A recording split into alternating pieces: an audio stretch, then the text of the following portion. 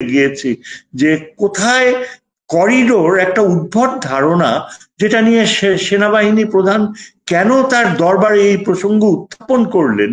এবং এটা আমার কাছে অবিশ্বাস্য মনে হয় যে একজন সেনাবাহিনী প্রধান হয়ে তিনি কি জানতেন না তার আগের দিন যদি তার দেখা হয়ে থাকে খলিলুর রহমানের সাথে, তার মানে তিনি সম্পূর্ণভাবে ব্রিফড হয়েছেন। এবং এটা আগে বারবার বলা হয়েছে যে খলিলুর রহমান নিজে বলেছে যে সশস্ত্র বাহিনীর উপর আপনার কর্তৃত্ব প্রতিষ্ঠা করুন, হাসিনাপন্থী ভারতপন্থী যারা এখনো বাংলাদেশকে ক্ষতিগ্রস্ত করার চেষ্টা করছে তাদের উপর আপনার নিয়ন্ত্রণ প্রতিষ্ঠা করুন, গোয়েন্দা সংস্থাকে পরিবর্তন করুন, গোয়েন্দা সংস্থার প্রতিদিনের গোয়েন্দা রিপোর্ট যেন আপনার কাছে আসে সেটি নিশ্চিত করুন।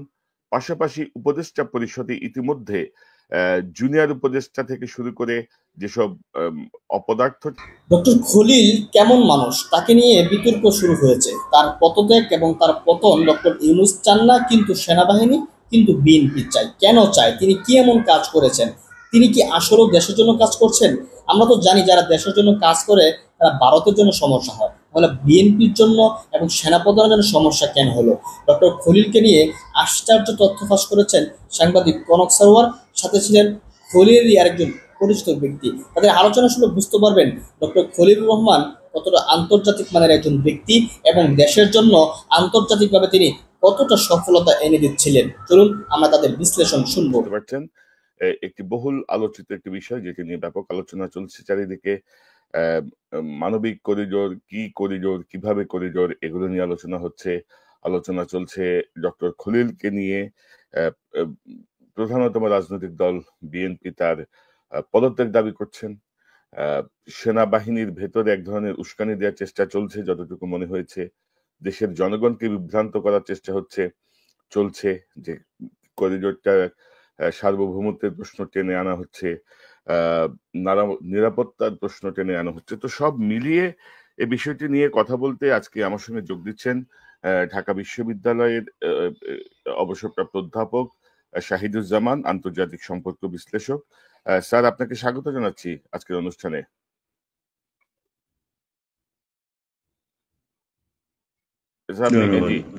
জি, তো স্যার, এই যে আমরা যেটা আমি বলছিলাম যে ধরেন গত দুদিন আগে সেনাপ্রধান তার অ্যাড্রেসে অফিসার এবং সৈনিকদের উদ্দেশ্যে তার অ্যাড্রেসে তিনি বলেছেন যে মানবিক করিডোরের মতো স্পর্শকাতর ও ঝুঁকিপূর্ণ সিদ্ধান্ত নেওয়ার এখতিয়ার বর্তমান সরকারের নেই বলে তিনি উল্লেখ করেন।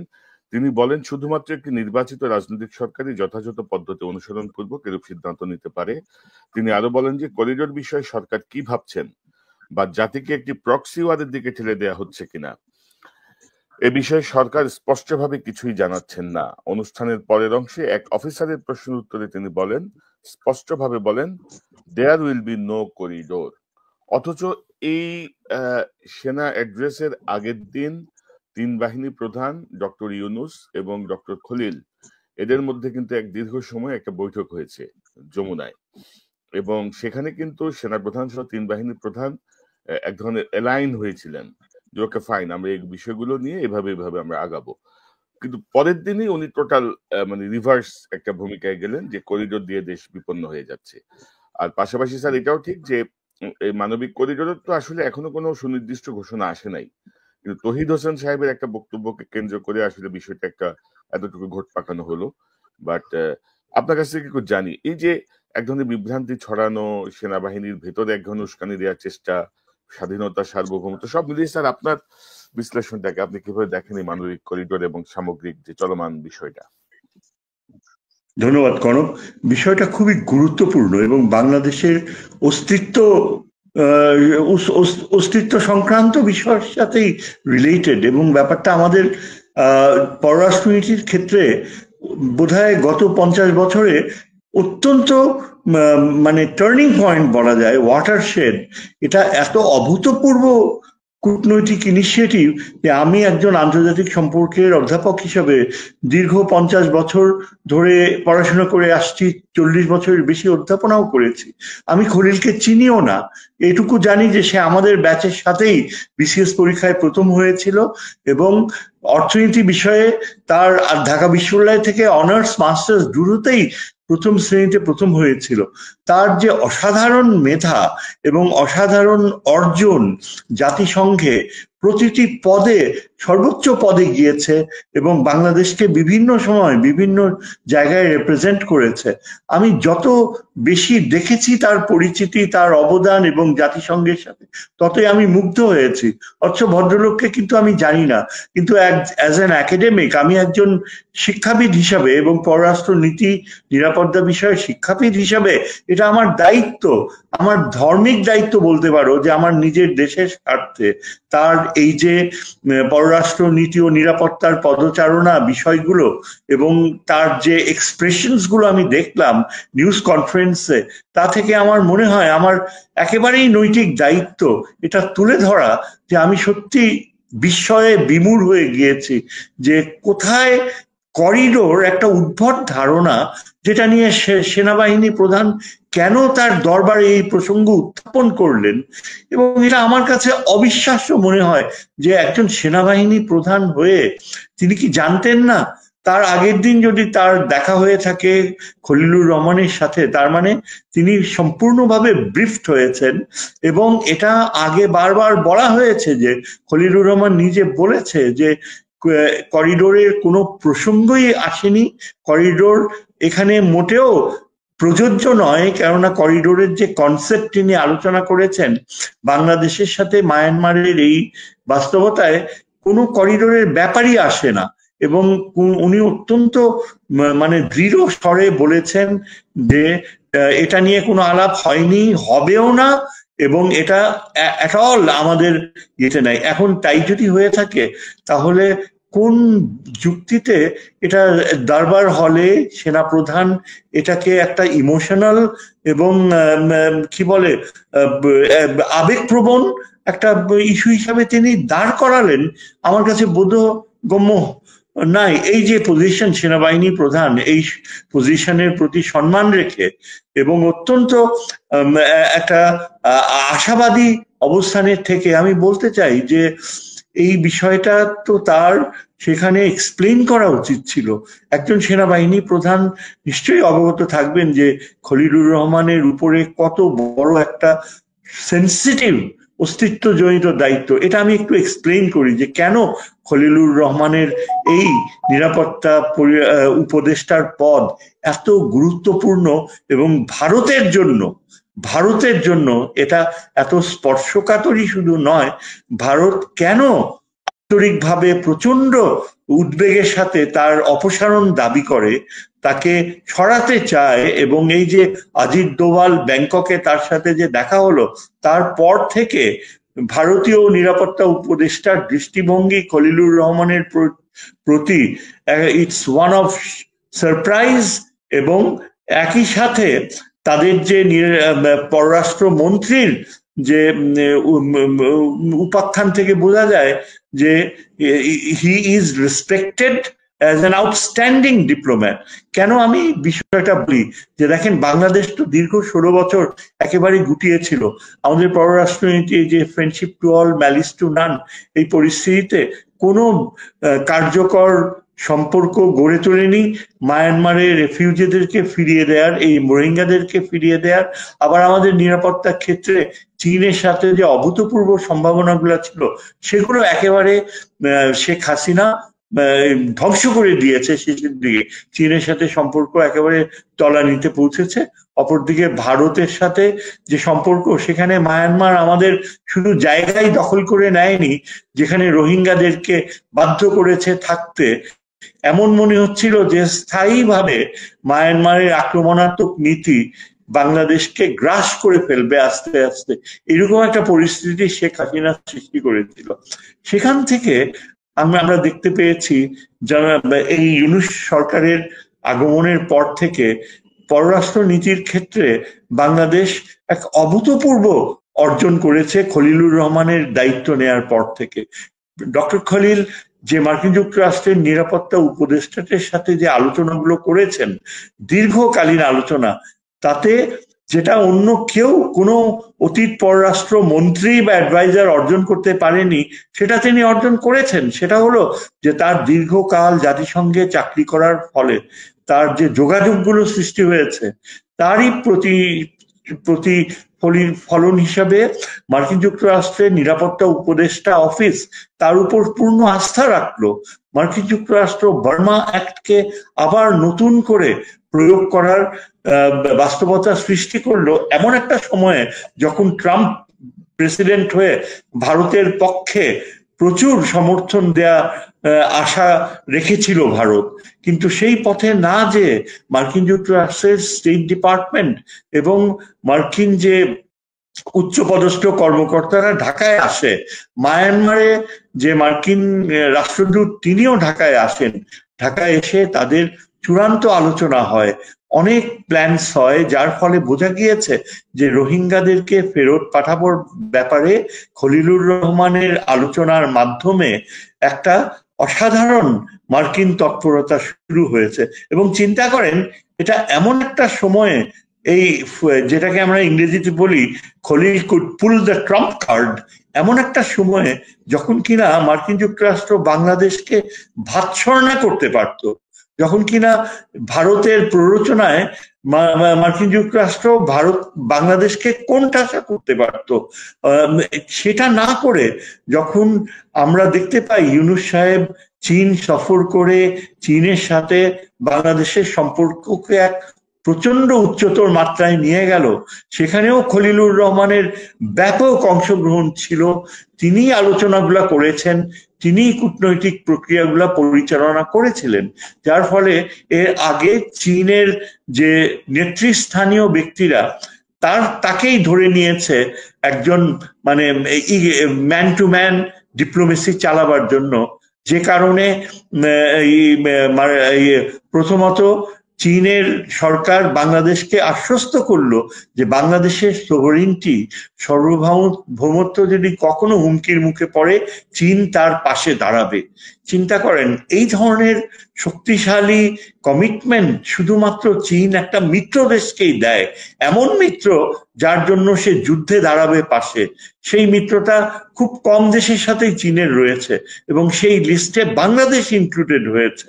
চীনের এই ঘোষণার পরে আপনি চিন্তা করে দেখেন যে খলিলুর রহমান মার্কিন যুক্তরাষ্ট্রকে ডিল করেছে, মার্কিন নেতৃত্বকে একটা বড় অংশ স্টেট ডিপার্টমেন্টের ঢাকায় এনে এমন একটা প্রক্রিয়া শুরু করেছে যেখানে তিনি মিডিয়াকে যতদূর জানিয়েছেন, যদিও এখানে একটা গোপনীয়তা থাকার কথা এই ধরনের সেন্সিটিভ সামরিক বিষয়ে, কিন্তু তারপরও খলিলুর রহমান সাহেব মিডিয়াকে প্রাণান্তর চেষ্টা করে তুলে ধরেছেন যে আমাদের সাথে এমন একটা সম্পর্কের উদ্বেগ হয়েছে যে যেখানে জাতিসংঘ আমাদের উপরে যে আস্থা রেখেছে মায়ানমারে খাদ্যশস্য পৌঁছে দেবার, সেটাই শুধু ঘটছে না, আমরা এমন একটা পরিস্থিতির দিকে যাব এবং আরাকান আর্মির সাথে ভবিষ্যতে এমন একটা সম্পর্ক গড়ে উঠবে যার ফলে আরাকান আর্মি ও মায়ানমারের যারা এখন আরাকানে রয়েছে কর্তৃত্বে তারা সসম্মানে রোহিঙ্গাদেরকে ফেরত নিয়ে যাবে। এবং এই আরাকান আর্মি থেকে এই ধরনের যে চিন্তাধারা আগে কি কখনো প্রত্যাশা করেছিলাম? কয়েক মাস আগেও কিন্তু মায়ানমারে তো গৃহযুদ্ধ চলছিল আর আরাকান আর্মি অত্যন্ত কি বলে রোহিঙ্গাদের ব্যাপারে একেবারে ডিসইন্টারেস্টেড ছিল। সেই আরাকান আর্মি এখন তারা এই যে বাংলাদেশের উপর নির্ভরশীলতার বাস্তবতা, সেখানে তারা দেখতে পেয়েছে যে বাংলাদেশের সাথে নির্ভরযোগ্য সম্পর্ক ছাড়া আরাকান আর্মি কোনো বৈধতা পাবে না আন্তর্জাতিক জগতে। জাতিসংঘের সেক্রেটারি জেনারেল আরাকান আর্মির সাথে যোগাযোগ করার যে প্রস্তাব বাংলাদেশকে রেখেছে, এর মাধ্যমে আরাকান আর্মি কিন্তু জাতিসংঘের স্বীকৃতি পেতে যাচ্ছে। খলিলুর রহমান এমন একটা পরিস্থিতি সৃষ্টি করেছে যে আরাকান আর্মির অস্তিত্ব, ভবিষ্যৎ এবং নিয়ন্ত্রণ করা সম্পূর্ণ ভেস্তে যেতে পারে যদি সেখানে যেটা টাটমাডা করেছে ফেমিন কন্ডিশনস যদি প্রিভেইল করত। এবং এই ফেমিন কন্ডিশনস এখন যদি এভাবে প্রিভেইল করে তাহলে রাখাইন জনগোষ্ঠী একটা নির্মম বাস্তবতায় পড়বে। এবং টাটমাডাও যে প্ল্যান করেছে আইসোলেট করে আরাকান আর্মিকে না খাইয়ে রাখাইন পপুলেশনকে মারবে, এই যে জেনোসাইডাল প্ল্যান, এটা বাস্তবায়িত হলে আরাকান আর্মি কোথায় যাবে? সেই পরিস্থিতি থেকে খলিলুর রহমানের আশ্বাসে আরাকান আর্মি একটা নির্দিষ্ট অ্যাটিটিউড ডেভেলপ করেছে, যার ফলে বাংলাদেশ আশা করতে পারে যে জাতিসংঘের সাহায্য প্রক্রিয়ার ফলে এবং ভবিষ্যতে জাতিসংঘের অন্যান্য সহযোগিতার ফলে এবং পাশাপাশি মার্কিন যুক্তরাষ্ট্রের বার্মা অ্যাক্ট প্রয়োগের মাধ্যমে আরাকান আর্মি বাংলাদেশের উপর এতখানি নির্ভরশীল হবে যে শুধু তারা রোহিঙ্গাদেরকেই ফেরত নেবে না, বাংলাদেশের সাথে তারা তাদের যে সমুদ্র সীমা, তাদের যে ভৌগোলিক ভূরাজনৈতিক অবস্থান, তার সিংহভাগ তারা শেয়ার করবে বাংলাদেশের সাথে। এই জিনিসগুলা আমি একজন এই জিওপলিটিক্সের অধ্যাপক হিসাবে এই জিনিসগুলো আমি দেখতে পাচ্ছিলাম এবং প্রচন্ড আবেগের সাথে খলিলুর রহমানের সাকসেসের জন্য আমি অপেক্ষা করছিলাম যে এটা এগিয়ে যাবে। কিন্তু আমি হতাশ হয়ে গেলাম যে যেখানে সেনাবাহিনী প্রধান খুব ভালো করেই জানেন যে এখানে করিডোরের কোনো ব্যাপারই নেই, যেখানে তিনি তার যে জিওসি রয়েছেন রামুতে তার সাথে তার পূর্ণ যোগাযোগ রয়েছে এবং নিশ্চয়ই জিওসি যতখানি রোল প্লে করছে, এই যে মার্কিন বাহিনী যদি সেখানে কোনো কিছু করে থাকে সেটা সম্পর্কে সেনাবাহিনী প্রধান সম্পূর্ণ অবগত এবং এই কার্যক্রম অলরেডি অনেক দূর এগিয়ে যাচ্ছে। আমরা তো যতদূর জানি আনঅফিসিয়ালি যে মার্কিন বাহিনী বাংলাদেশে একটা ওই অঞ্চলে একটা যে সহযোগিতার পথে এসেছে, এটা কিন্তু ভারতীয় টেলিভিশনও বারবার বলছে। সেখানে হয়তো অনেকটা কি বলে অ্যালিগেশন আনার ব্যাপার থাকতে পারে, কিন্তু এটা তো সত্যি যে আমাদের সেনাবাহিনী প্রধান পুরা সামরিক কার্যক্রমটা, জাতিসংঘ কার্যক্রমটা অবহিত। এবং আপনি যেটা বললেন ঠিক তার আগের দিনই কিন্তু খলিলুর রহমানের সাথে তিন বাহিনী প্রধানের সাক্ষাৎ হয়েছে, সম্পূর্ণ অবগত। এবং এটা খলিলুর রহমান মিডিয়াকে জানিয়েছে যে তার সাথে সেনাবাহিনী প্রধানের কোনো দূরত্ব নেই, তারা সম্পূর্ণ একটা একাত্মতা এবং অত্যন্ত আন্তরিকতার সাথে এই রোহিঙ্গা আরাকানের এই বিষয়টা ডিল করছে। সুতরাং এই প্রেক্ষাপট যদি আমরা ধরে নেই এবং এই ব্যাপারটার গুরুত্ব যদি আমরা অনুভব করি। জি বলেন। একটা বিষয় আমি অ্যাড করতে চাই যে করিডোর এবং মানবিক corridor, what is the difference between this? মানে করিডোর কি, মানবিক করিডোর কি? মানে এটা নিয়ে কিন্তু আরেকটা ঘট পাকানোর চেষ্টা চলছে যে মানবিক করিডোরের নামে অস্ত্র যাবে, এই হবে সেই হবে, এরকম একটা প্রপাগান্ডা কিন্তু আছে। দেখেন, এখানে মানবিক বলেন আর শুধু করিডোর বলেন, এখানে none of it is relevant. এখানে তার কোনো প্রাসঙ্গিকতাই নেই, কারণ খলিলুর রহমান সাহেব এটা ক্ল্যারিফাই করেছেন যে পররাষ্ট্র উপদেষ্টা করিডোর শব্দটা উচ্চারণ করার সাথে সাথেই তিনি আবার সেটা উইথড্র করে নিয়েছেন। এটা সেদিন খলিলুর রহমান সরাসরি মিডিয়াকে বলেছে।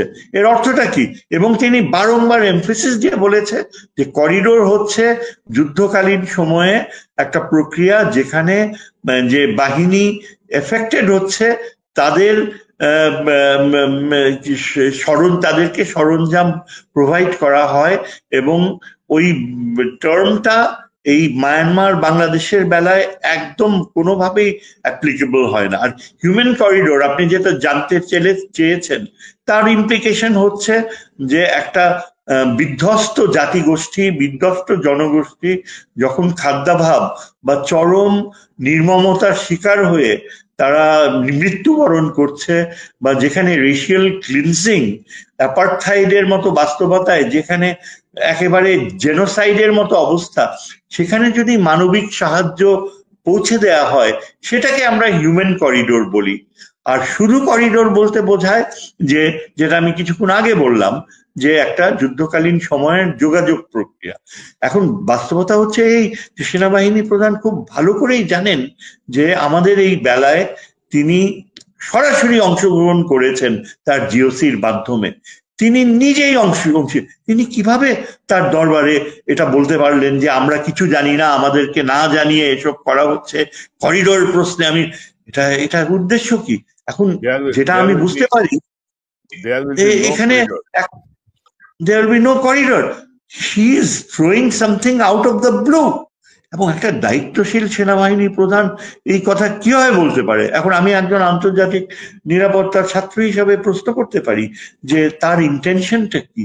তিনি কি চাইছেন যে আমাদের ডক্টর খলিলুর রহমান, যার মেধা পররাষ্ট্র মন্ত্রণালয়ের যতগুলো অফিসার ছিল সেই তুলনায় আকাশচুম্বী, যার কূটনৈতিক প্রজ্ঞা অতুলনীয়, যাকে মার্কিন যুক্তরাষ্ট্র ও চীন সরাসরি আস্থায় নিয়েছে, এবং আমরা সবাই জানি যে এই যে মার্কিন যুক্তরাষ্ট্রের সাথে আস্থায় যাওয়া আবার একই সাথে চীনের আস্থা অর্জন করা, এটা কিন্তু কখনো সম্ভব হয় না যদি না যে কার্যকর যিনি নিয়ন্ত্রক রয়েছেন এখানে, জাতীয় নিরাপত্তা উপদেষ্টা, তার কূটনীতির উপর দীর্ঘকালীন অভিজ্ঞতার মাধ্যমে আস্থা থেকে থাকে। এটা হচ্ছে ট্রাস্ট। আমরা বলি কূটনীতি হচ্ছে question of trust, dignity, honour, এবং এই অবস্থানটা তিনি অর্জন করেছেন চীনদের কাছ থেকে, মার্কিন যুক্তরাষ্ট্রের কাছ থেকে। এবং তিনি যদি এগিয়ে যেতে পারেন তাহলে আমি বলবো এই প্রফেসর ইউনূসের এই যে দীর্ঘ সময় তিনি যে থাকছেন, যদি তার একটা অর্জন হয়ে থাকে সেটা এই খলিলুর রহমানই তাকে এনে দিতে পারে। এই কেননা আমরা দেখতে পাচ্ছি যে এতে এই রকমের দীর্ঘ সময় অনিয়ন্ত্রিত পররাষ্ট্র নীতি যে ছিল সেখান থেকে বের হয়ে এই উদ্যোগগুলো ভারতকে একেবারে স্টান্ট করে দিয়েছে। ভারত অ্যাবসলিউটলি, জয়শঙ্কর কোনোভাবেই বিশ্বাস করতে পারছে না, মোদি কোনোভাবেই, এবং তারা কি করছে, তারা বাংলাদেশের উপর অযাচিত সব অত্যাচার শুরু করেছে। এই যে প্রত্যেক রাতে তাদের দেশের নাগরিকদেরকে আমাদের দেশে ঠেলে দিচ্ছে, আজ গত রাত্রেও ঠেলে দিয়েছে। তারা বাংলাদেশে এখনো গুলি চালিয়ে যাচ্ছে, তারা বাংলাদেশের সমস্ত যে আন্তর্জাতিক অব্লিগেশন গুলো তারা ভায়োলেট করছে, এবং আমাদের পানির প্রশ্নে তারা ঠিক পাকিস্তানের যে অ্যাটিটিউড সেই অ্যাটিটিউড নিচ্ছে, এমনকি বারবার হুমকি দিচ্ছে যে তারা আমাদের উত্তরের ওই অঞ্চলটুকু যে কোনো সময় দখল করে নিতে পারে, এবং সেই প্রক্রিয়া তারা সৃষ্টি করছে। কাজেই বাস্তবতাগুলো এত কঠিন, সেখানে দেখা যায় যে সেনাবাহিনী প্রধান এটা অ্যাবসলিউটলি তার সামনে যে দরবারে যারা বসেছিল তারা নিশ্চয়ই এখন পড়াশোনা করে আবিষ্কার করবে যে এখানে তাদের সেনাবাহিনী প্রধানের কথায় কতখানি সত্য ছিল, কতখানি যৌক্তিকতা ছিল, এবং এখানে ডক্টর খলিলুর রহমানের যে নিরাপত্তা প্রশ্নে তিনি যে সেনাবাহিনীর স্ট্যাটাস, তাদের সম্মানকে কোন উচ্চতায় নিয়ে যাওয়ার প্রক্রিয়া শুরু করেছিলেন সেটা কিন্তু তুলে ধরলেন না। সেনাবাহিনীর জন্য কতখানি সম্মান, ভবিষ্যতের সম্মান তিনি সৃষ্টি করছিলেন, কেননা রোহিঙ্গারা যদি আগামী বছর সত্যি সত্যি ফেরত যায় এবং সেখানে যদি মার্কিন যুক্তরাষ্ট্র সহ জাতিসংঘের অবদান থাকে এবং আমাদের সামরিক বাহিনীও যদি সেখানে অংশীদারিত্ব থাকে, তাহলে তো পুরা পশ্চিমা বিশ্বে আমাদের সেনাবাহিনীর স্ট্যাটাস কোথায় উঠে যাবে। সেটা না করে সেনাবাহিনী কি করলেন প্রধান, তিনি করিডোর হতে দিবেন না। এগুলো তো নবাব সিরাজউদ্দৌলার নাটকের মতো নাকি মির্জাফরের নাটকের মতো। তিনি কি বলছেন, কেন তিনি ইচ্ছা করে করিডোর প্রশ্ন এনে ডক্টর খলিলের প্রক্রিয়া, এবং এখানে আমি শুধু একটাই কারণ দেখতে পাই, সেটা হচ্ছে এই যে আমরা যেটা আগে থেকে জানি যে সামরিক বাহিনী প্রধানের সাথে ভারতীয় সেনা প্রধানের যোগাযোগ ছিল, তার সাথে যথাযথভাবে যারা ভারতের পক্ষে সেনাবাহিনীর কিছু পথভ্রষ্ট সেনানায়ক যারা ভারতের পক্ষে বাংলাদেশের সাথে বিশ্বাসঘাতকতা করেছে তাদেরকে আটক করা হয়নি, তাদেরকে শাস্তির বিধানে আনা হয়নি, এমনকি তাদের অনেকে তারা সেনাবাহিনীর নিয়ন্ত্রণের হাত থেকে বের হয়ে পালিয়ে গিয়েছে। এগুলো সব মিডিয়াতে আমরা দেখি, জানি, পড়ি, এবং তাহলে এটা কি ইন্ডিকেট করছে? তাহলে কি এটা বুঝতে হবে যে সেনাবাহিনী প্রধান কোনোভাবেই চায় না যে ভারতের ইচ্ছা, ভারতের নিরাপত্তা চিন্তা এবং ভারত বাংলাদেশকে যেভাবে তার নিয়ন্ত্রণে রাখতে চায় সেই পথেই কি তিনি চান যে আমরা ফিরে যাই? তা না হলে কেন তিনি এই আমাদের ডক্টর খলিলকে বারবার এই করিডোর প্রশ্ন উত্থাপন করে বিব্রত করছেন? কেন তিনি ডক্টর ইউনূসকে বলছেন যে ডিসেম্বরের মধ্যে ইলেকশন দিতে হবে, এবং এটা তো তার আওতায় পড়ে না, এবং তিনি চাচ্ছেন যে যত তাড়াতাড়ি ইলেকশন হয় ততই যেন ডক্টর খলিলের অর্জনের সময়সীমাটুকু আরো সংকুচিত হয়ে যায়।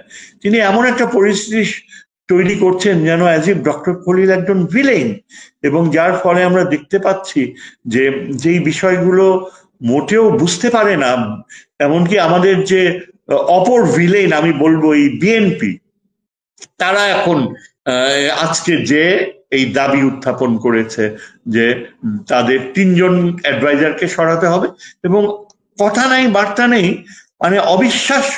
এটাই কি জিয়াউর রহমানের পার্টি?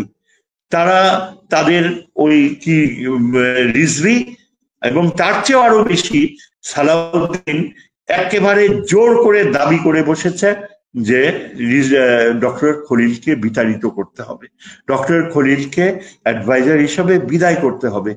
এটা কিভাবে সম্ভব? যেই দলটি বর্তমানে ক্ষমতায় যাবার জন্য প্রচন্ড চাপ সৃষ্টি করছে ইলেকশনের, যেই দলটি আগে প্রেসিডেন্ট জিয়ার হাতে গড়ে ওঠা পররাষ্ট্রনীতির ক্ষেত্রে অসাধারণ অর্জন করছিলেন, এমনকি আজকে যদি প্রেসিডেন্ট জিয়া জীবিত থাকতেন, আমি তাকে অনেক কাছে থেকে ব্রিফ করেছি, তাকে অ্যাডভাইস করেছি, 1.5 বছর আমি তার পররাষ্ট্রনীতি উপদেষ্টা হিসাবে কাজ করেছি, তাকে অনেক কাছে থেকে দেখেছি।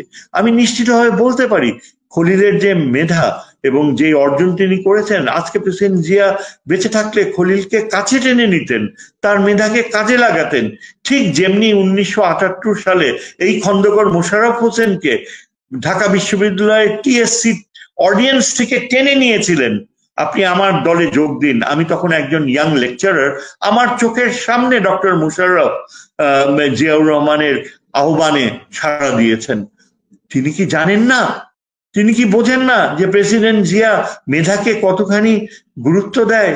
তিনি কি একবারও আমাকে জিজ্ঞেস করতে পারতেন না? তিনি আমাকে ভালো করে চেনেন, এবং তিনি এটা শ্রদ্ধার সাথে আমাকে জানিয়েছেন, আমাকে স্মরণ করেন যে শহীদ তুমি তো জানো সেই দিনের কথা, যেদিন প্রেসিডেন্ট জিয়া আমাকে টিএসসি তে ডেকে নিয়েছিল, এরা তো কেউ জানে না। এই খন্দকার সাহেব আজকে বসে কিভাবে এই প্রস্তাব দিলেন যে খলিলকে বহিষ্কার করতে হবে? আজকে প্রেসিডেন্ট জিয়া যদি বেঁচে থাকতো তাহলে ডক্টর খলিলের এই অমর্যাদা কখনো হতে পারতো? আমি এই জন্য অনুরোধ করেছি, কেন মানে বিএনপি এই পজিশন নিচ্ছে, একটা চাপ সৃষ্টি করা, যাতে ডক্টর ইউনূসের এই যে অর্জন, ডক্টর খলিল যদি এখন চীনকে লালমনিরহাটে এই যে এয়ারবেস তৈরি করার প্রক্রিয়া, সেটা যদি সত্যি সত্যি বাস্তবায়ন হয়, তাহলে ভারতের জন্য তো এটা একটা ভূমিকম্পনের মতো।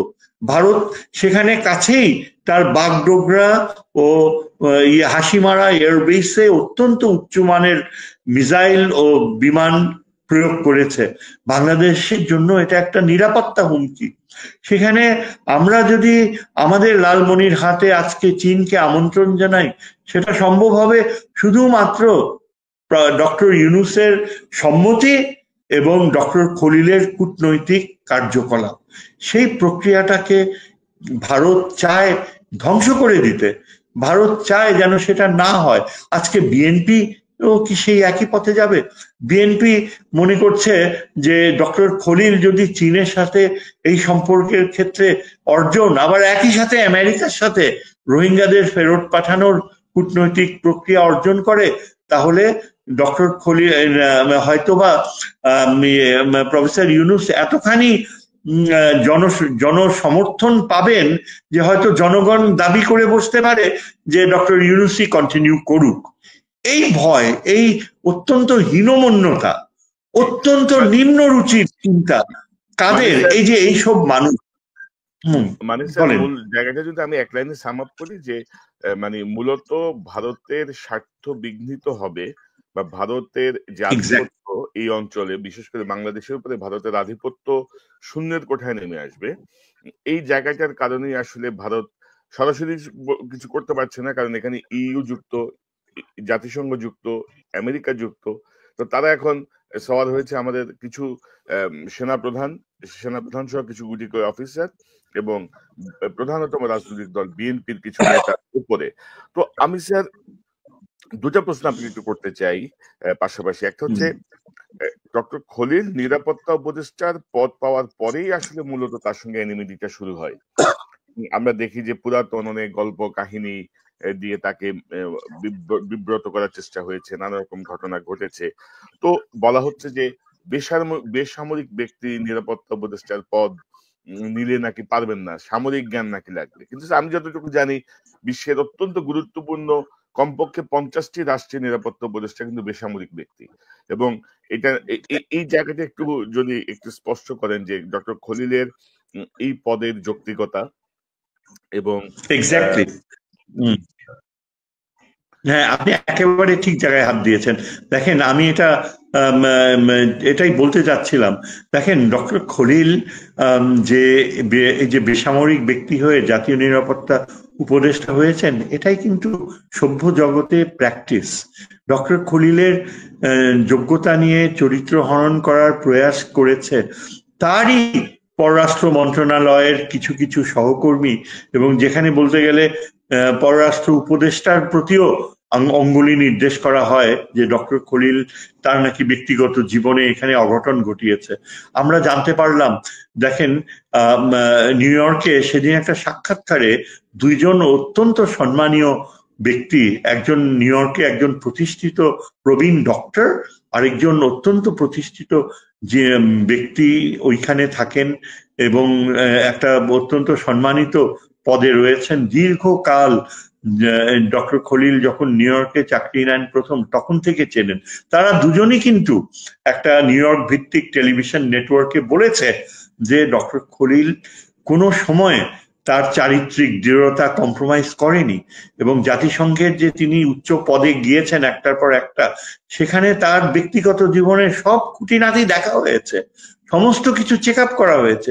এবং যেই ডাক্তার সাহেব বলছিলেন তার ভেতরে যে কতখানি শক্তিশালী আবেগ কাজ করছিলেন, তিনি বললেন যে ডক্টর খলিলকে, এবং ওই লয়ার ভদ্রলোক যিনি ডক্টর খলিলকে চেনেন, বললো যে আমি দীর্ঘ 30 বছর থেকে ডক্টর খলিলকে দেখে আসছি, তিনি একের পর এক জাতিসংঘের অত্যন্ত গুরুত্বপূর্ণ পদে বাংলাদেশের প্রতিনিধিত্ব করেছেন।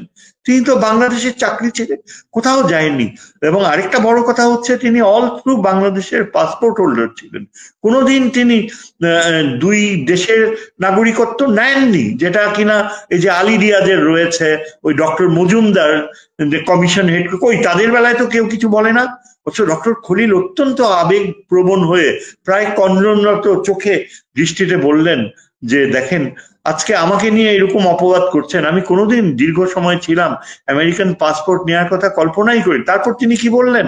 তিনি বললেন আজকে যদি তারেক জিয়া, উনিও তো লন্ডনে থাকছেন, দীর্ঘ সময় চাকরি করছেন, আজকে যদি কেউ তারেক জিয়াকে নিয়ে এরকম কথা বলে তখন কেমন পরিস্থিতি হবে একবার চিন্তা করেছেন? এই কথাটা বলা এই কারণে বিএনপির রিজভী এবং ওই যে সবচেয়ে বড় যে সন্দেহজনক ব্যক্তি সালাউদ্দিন, যাকে পুরা ঢাকা শহর চিহ্নিত করেছে যে ভারতীয় গুপ্তচর হিসাবে, লাভ দিয়ে আজকে প্রেস কনফারেন্সে বলেছে আমরা খলিলের অপসারণ চাই। কেন এই ব্যক্তি বলছে এই কথা? কেনই বা রিজভী এটাকে এমন আখ্যা দিচ্ছে যে তিনি খলিল নাকি তারেক জিয়াকে তার অপমানজনক কথা বলছে? অথচ খলিল কিন্তু তারেক জিয়াকে যা বলছে আমরা টেলিভিশনে সবাই দেখেছি। তিনি তারেক জিয়াকে উচ্চ স্থানে অবস্থান, তারেক জিয়াকে ডিফেন্ড করছে যে আজকে উনি এত বছর বিদেশে থাকে, তাকে নিয়ে যদি তার বিরোধীরা এরকম কথা বলে যে তিনি দুই দেশের তখন কেমন লাগবে? কাজেই এটা কিন্তু তিনি কোনো বলেন, বরং তারেক জিয়াকে ডিফেন্ড করে এই কথা বলেছেন। অথচ কিভাবে এটাকে ডিসইন্টারপ্রেট করা হচ্ছে? এখন আপনার যে প্রশ্নটা আপনি প্রথমে করেছিলেন সেটার উত্তর আমি দেই নাই। ওই যে কি যেন ছিল সেটা, ওই যে সেনাবাহিনী নিউ ইয়র্কের ওই প্রথম অংশটা। যেটা না, প্রথম অংশটা প্রথম অংশটা ছিল যে নিরাপত্তা উপদেষ্টা হিসেবে বেসামরিক ব্যক্তির এটাই ছিল এই হ্যাঁ এখন আচ্ছা দেখেন, এই যে তিনি তিনি একজন সিভিলিয়ান হতে পারে, কিন্তু আপনি দেখেন ভারতের নিরাপত্তা উপদেষ্টা একজন সিভিলিয়ান, মার্কিন যুক্তরাষ্ট্রের সিভিলিয়ান, এমনকি পাকিস্তানেও এর আগের নিরাপত্তা উপদেষ্টা যিনি ছিলেন তিনিও সিভিলিয়ান ছিলেন। একজন সিভিলিয়ান নিরাপত্তা উপদেষ্টা হিসেবে থাকবে, এটাই তো স্বাভাবিক, এটাই কাম্য, সভ্য জগতে এটাই হয়ে থাকে।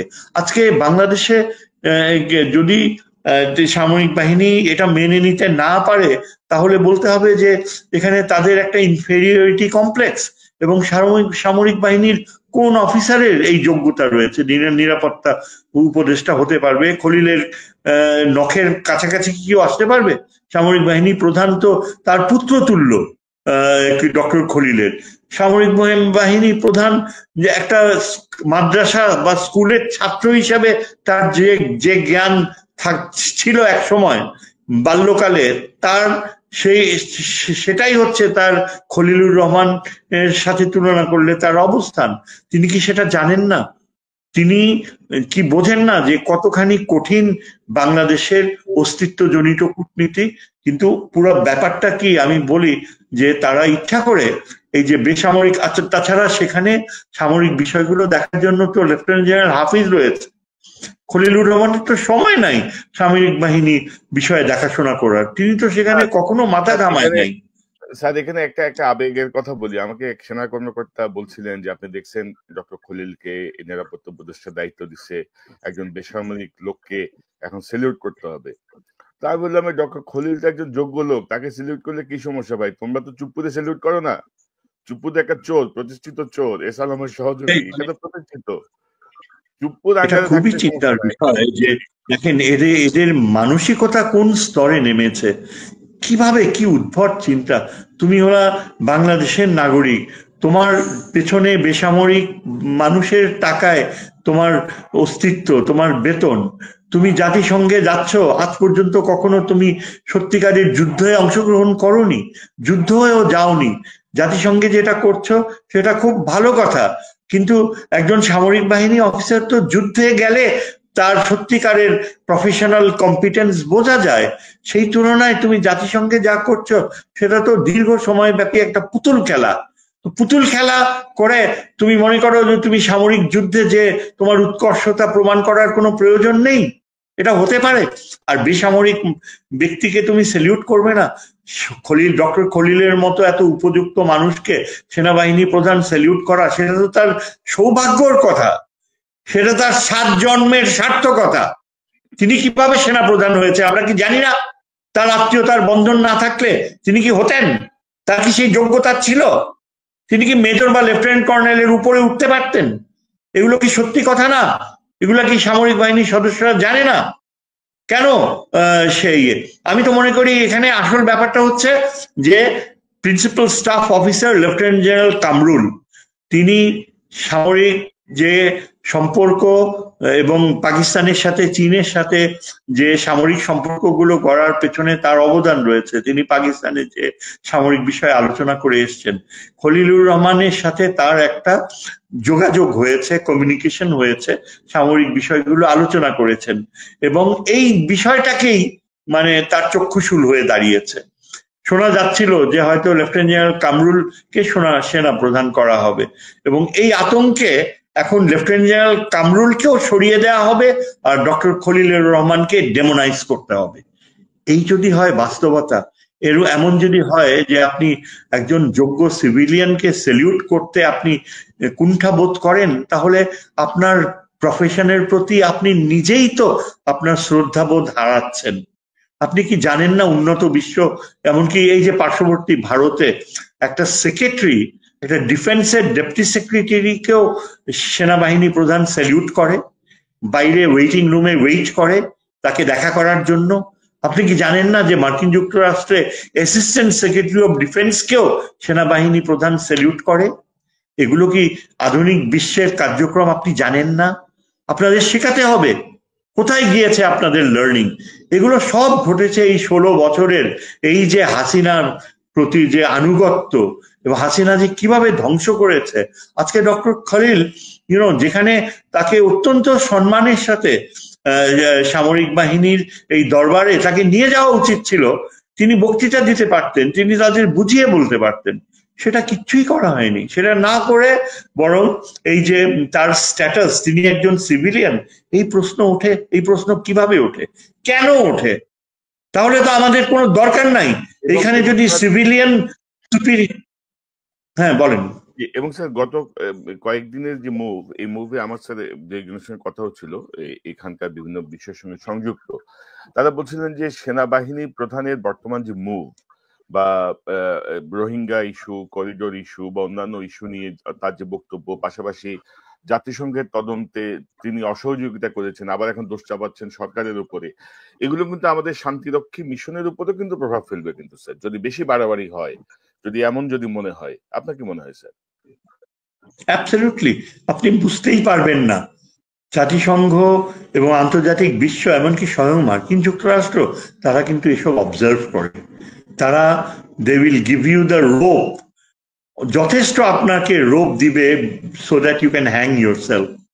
কাজেই এইসব কার্যকলাপ, এই যে জাতিসংঘের যে উদ্যোগকে এইভাবে ইয়ে করা, প্রত্যাখ্যান করার মানসিকতা, এই যে আপনার এত ধ্বংস, এত গোলাগুলি, যে ওয়ার ক্রাইমস কমিটেড হয়েছে, এবং সেনাবাহিনীর যেসব জেনারেলসরা এইসব খুনের সাথে সরাসরি যুক্ত ছিল।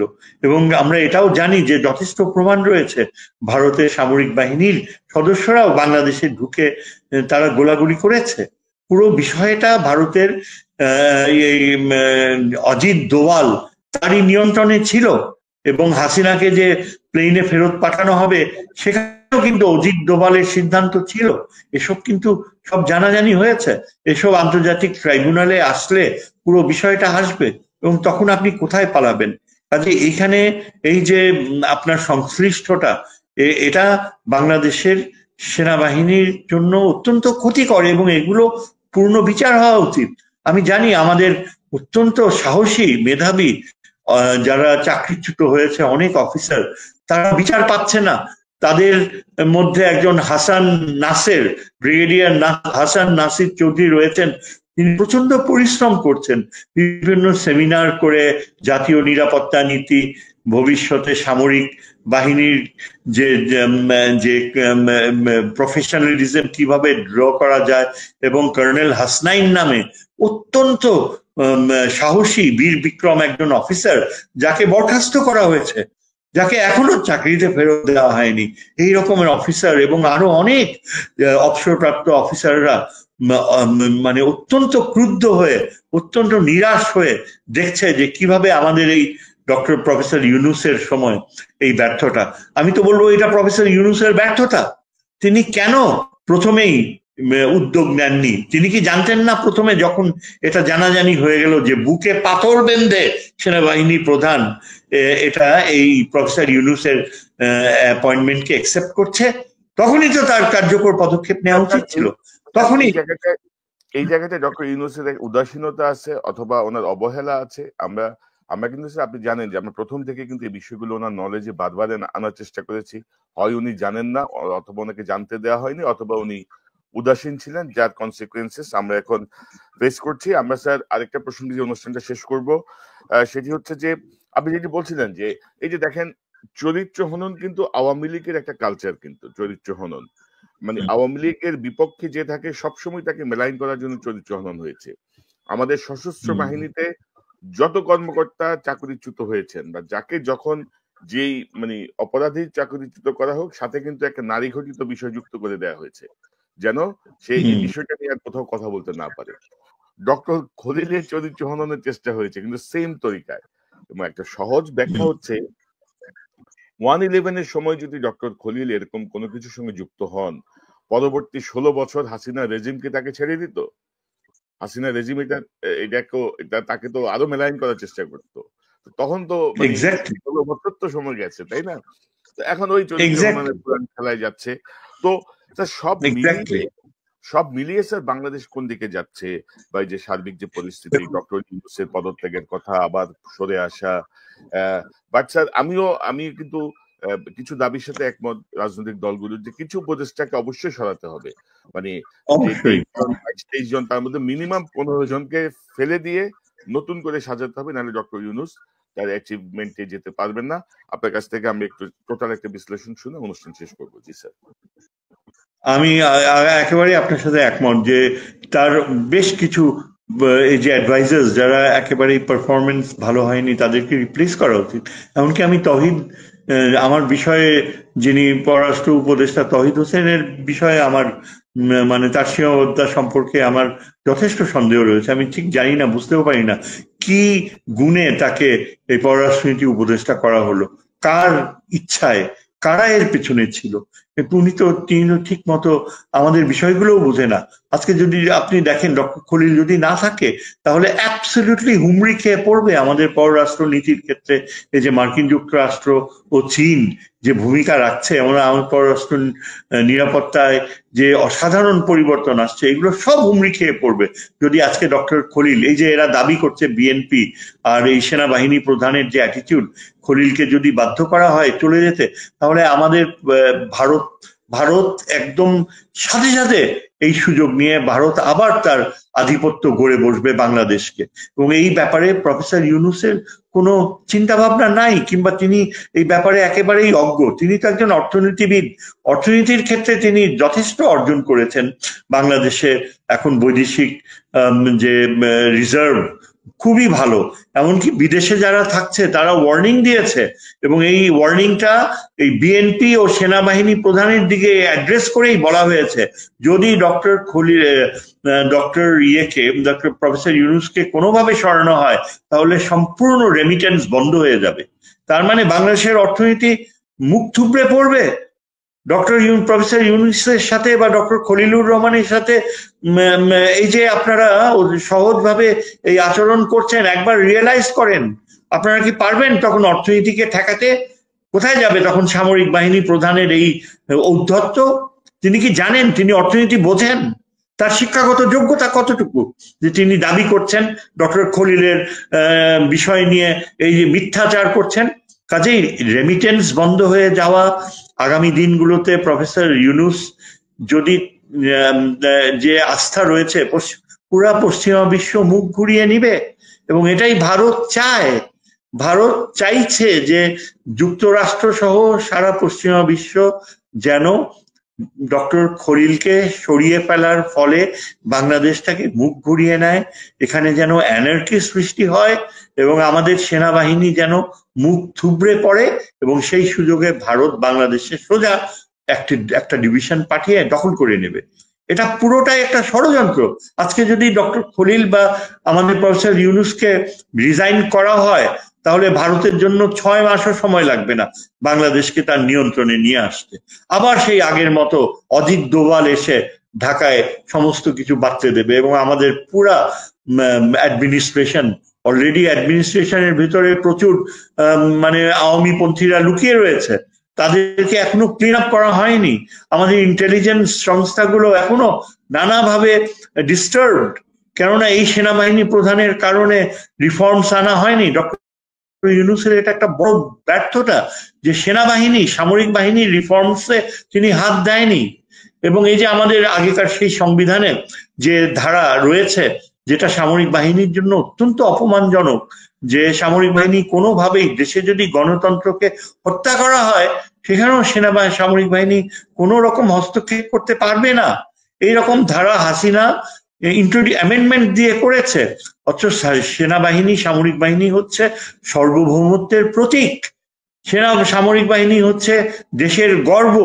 সামরিক বাহিনী অবশ্যই, যদি সুপ্রিম কোর্ট ফেইল করে, যদি জুডিশিয়ারি কোল্যাপস করে, তখন একমাত্র সামরিক বাহিনীর দিকেই কনস্টিটিউশন তাকিয়ে থাকবে যে দেশের গণতান্ত্রিক প্রক্রিয়া বা দেশের সার্বভৌমত্বকে সেই পথ বন্ধ করে দিয়েছে হাসিনা।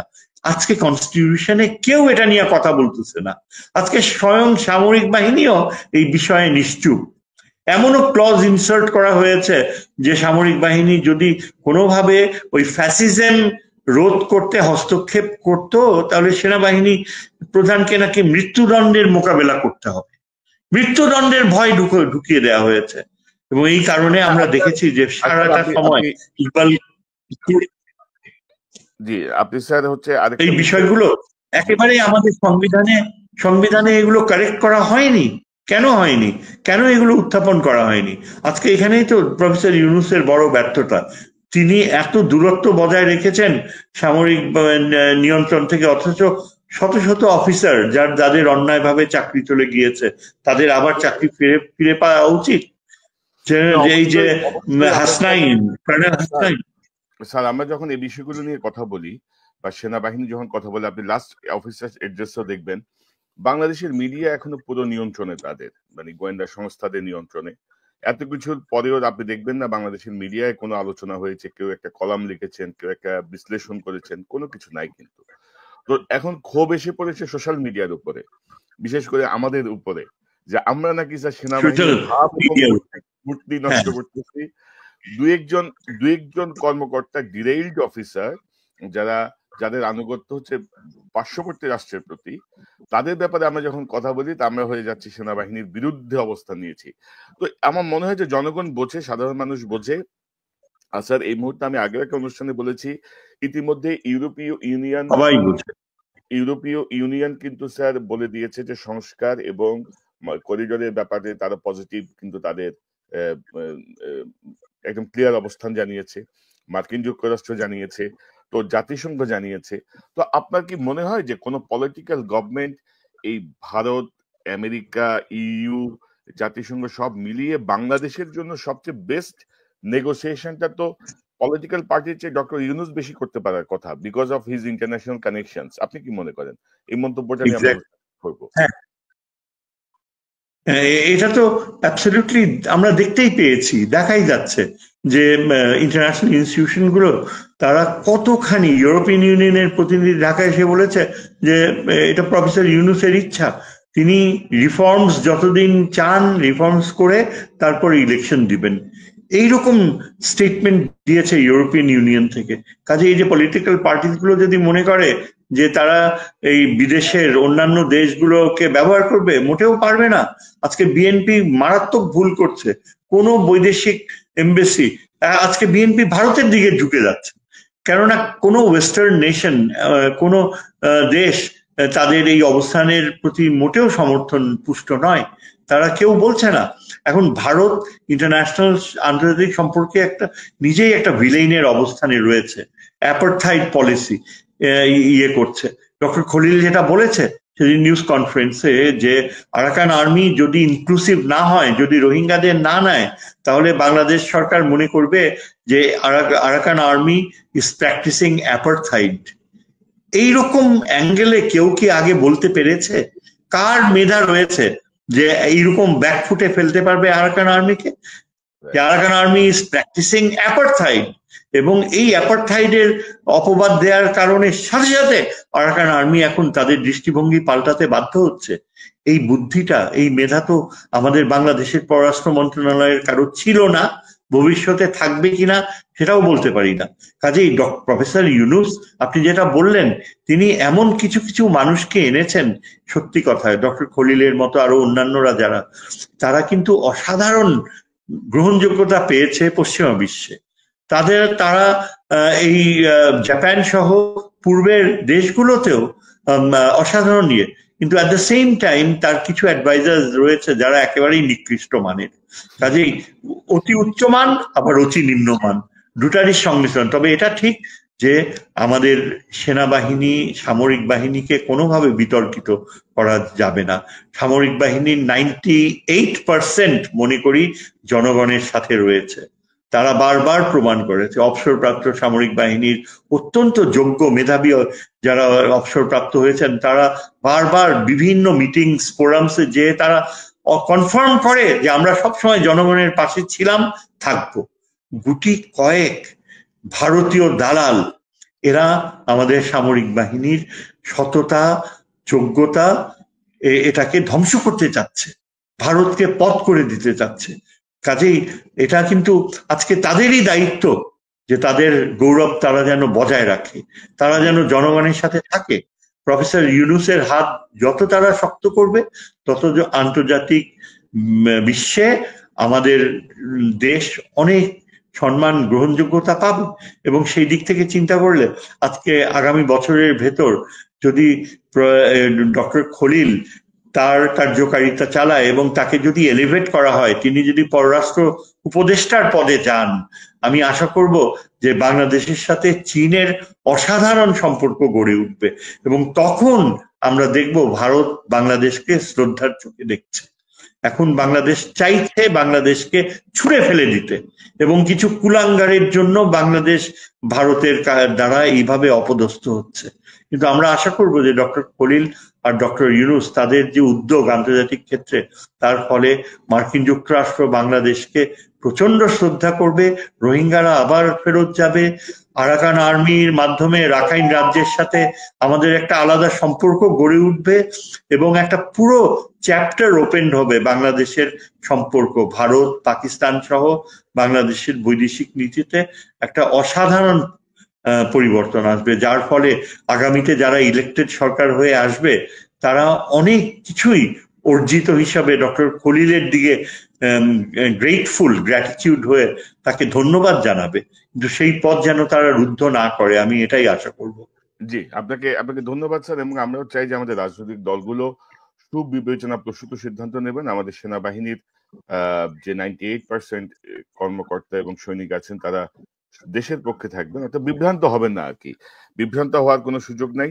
এবং আমরা মনে করি যে 15-16 বছরের যে ফ্যাসিজম, তারপরে আমাদের হাতে একটি সুযোগ এসেছে ঘুরে দাঁড়ানোর, প্রপার সংস্কার করার।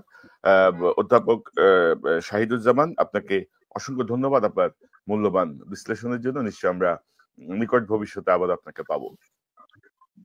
ধন্যবাদ আপনাকেও যে এরকম একটা মানে বিষয় অত্যন্ত স্পর্শকাতর কিন্তু তারপরেও প্রাসঙ্গিক জাতীয় স্বার্থের এত গুরুত্বপূর্ণ একটা বিষয় এত শর্ট নোটিসে এখানে এই যে আমরা প্রেজেন্ট করতে পারলাম, I must give you my salute.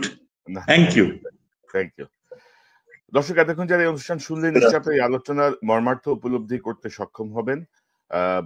খুব স্পষ্ট করার চেষ্টা করা হয়েছে করিডোর কি, করিডোর কেন, ডক্টর খলিলকে নিয়ে যে আলোচনাগুলো হচ্ছে, ডক্টর ইউনূস সরকারকে নানাভাবে ক্ষতিগ্রস্ত করার যে চেষ্টাগুলো হচ্ছে, সেই জায়গাটাই আলোচনাটা আমার মনে হয় যে আপনাদেরকে একটি স্পষ্ট ধারণা দেবে। পাশাপাশি ডক্টর ইউনূসকে আমরা বলবো যে প্রায় 10 মাস হয়ে গেল, আপনি দয়া করে সেনাবাহিনী, সশস্ত্র বাহিনীর উপর আপনার কর্তৃত্ব প্রতিষ্ঠা করুন। হাসিনাপন্থী, ভারতপন্থী যারা এখনো বাংলাদেশকে ক্ষতিগ্রস্ত করার চেষ্টা করছে তাদের উপর আপনার নিয়ন্ত্রণ প্রতিষ্ঠা করুন। গোয়েন্দা সংস্থাকে পরিবর্তন করুন। গোয়েন্দা সংস্থার প্রতিদিনের গোয়েন্দা রিপোর্ট যেন আপনার কাছে আসে সেটি নিশ্চিত করুন। পাশাপাশি উপদেষ্টা পরিষদে ইতিমধ্যে জুনিয়র উপদেষ্টা থেকে শুরু করে যেসব অপদার্থ টাইপের উপদেষ্টারা আছেন যাদের বিরুদ্ধে ইতিমধ্যে দুর্নীতির অভিযোগ উঠেছে তাদেরকে আপনি উপদেষ্টা পরিষদ থেকে বহিষ্কার করুন। বিশেষ করে আমরা সাম্প্রতিক সময় দেখলাম উপদেষ্টা আসিফ মাহমুদের পিএস কে দুদক তলব করেছে, তার বিরুদ্ধে প্রায় 100 কোটি টাকার বেশি দুর্নীতির অভিযোগ আছে। তো পিএস কে ধরলে হবে না, যার স্বাক্ষরে এই দুর্নীতিগুলো হয়েছে তাকেও ধরতে হবে। অর্থাৎ নতুন দল পুরান দল বলে কোনো শব্দ নাই, ছাত্রদের দল বলেও কোনো শব্দ নাই।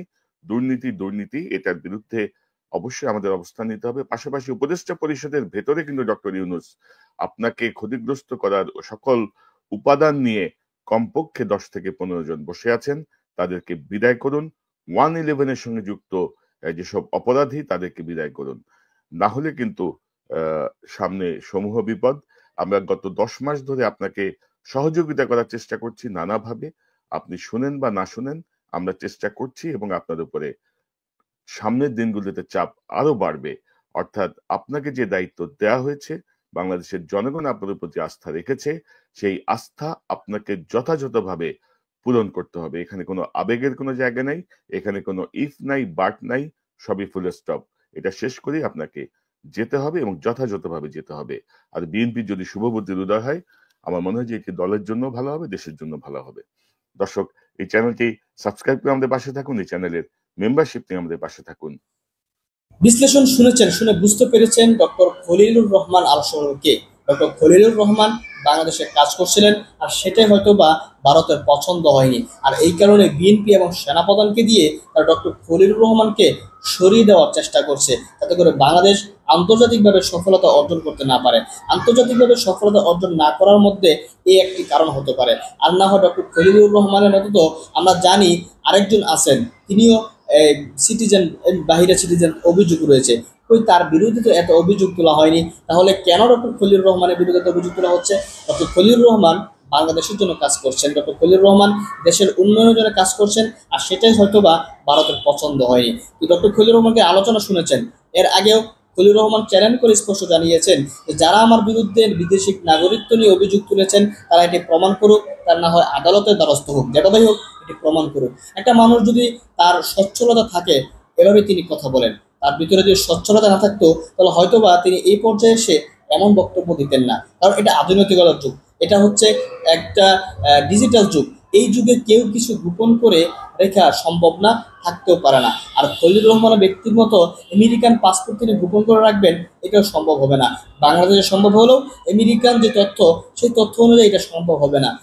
এই জন্য যারা এটা দাবি তুলেছে তাদের উচিত এই তথ্যগুলো প্রমাণ করা, আর না হয় ডক্টর খলিলুর রহমানের কাছে ক্ষমা চাওয়া।